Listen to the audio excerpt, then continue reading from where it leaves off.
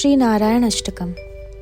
अति वात्सल्य होने के कारण, भयभीतों को अभयदान देने का स्वभाव होने के कारण, दुखी पुरुषों का दुख हरने के कारण, अति उदार और पापनाशक होने के कारण और अन्य अगणित कल्याणमय पदों की प्राप्ति करा देने के कारण सारे जगत के लिए भगवान लक्ष्मीपति ही सेवनीय है। क्योंकि प्रहलाद, विभीषण, गजराज, द्रौपदी, अहिल्या और ध्रुव ये सभी इन कार्यों के साक्षी हैं।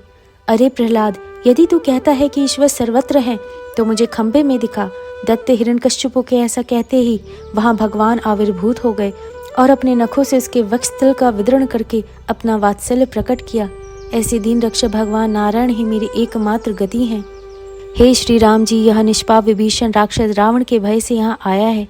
यह सुनते ही सुग्रीव, उस पुलसत्य ऋषि के पौत्र को तुरंत यहाँ ले आओ, उसकी रक्षा करो। ऐसा कहकर जैसा अभयदान श्री रघुनाथ जी ने उसे दिया वह सबको विदित ही है। वे ही दीन रक्षक भगवान नारायण मेरी एकमात्र गति हैं। ग्रह द्वारा पाव पकड़ लिए जाने पर सूंड उठाकर हे ब्रह्मा आदि देवगण मेरी रक्षा करो। इस प्रकार दीन वाणी से पुकारते हुए गजेंद्र की रक्षा में देवताओं को असमर्थ देखकर मत डर, ऐसा कहकर जिन श्रीधर ने ग्रह का वध करने के लिए सुदर्शन चक्र उठा लिया वे ही दीन रक्षक भगवान नारायण मेरी एकमात्र गति हैं। हे कृष्ण, हे अच्युत, हे कृपालो, हे हरे, हे पांडव सखे, तुम कहाँ हो, कहाँ हो? दुर्योधन द्वारा लूटी गई मुझ आतुरा की रक्षा करो, रक्षा करो। इस प्रकार प्रार्थना करने पर जिसने अक्षय वस्त्र से द्रौपदी का शरीर ढककर उसकी रक्षा की, वह दुखियों का उद्धार करने में तत्पर भगवान नारायण ही मेरी गति हैं।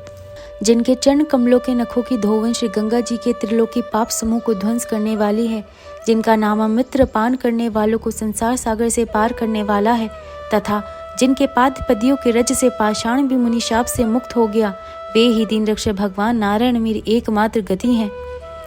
अपने भाई को पिता के साथ उत्तम राज सिंहासन पर बैठा देख उत्तानपाद के पुत्र ध्रुव ने जब स्वयं ही इस पर चढ़ना चाहा तो पिता ने उसे अंक में नहीं लिया और विमाता ने भी उसका अनादर किया।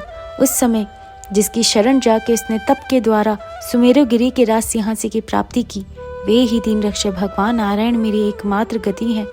जो पीड़ित हैं, विषाद युक्त हैं, शिथिल हैं, भयभीत हैं अथवा किसी भी घोर आपत्तियों में पड़े हुए हैं, वे नारायण शब्द के संकीर्तन मात्र से दुख से मुक्त होकर सुखी हो जाते हैं।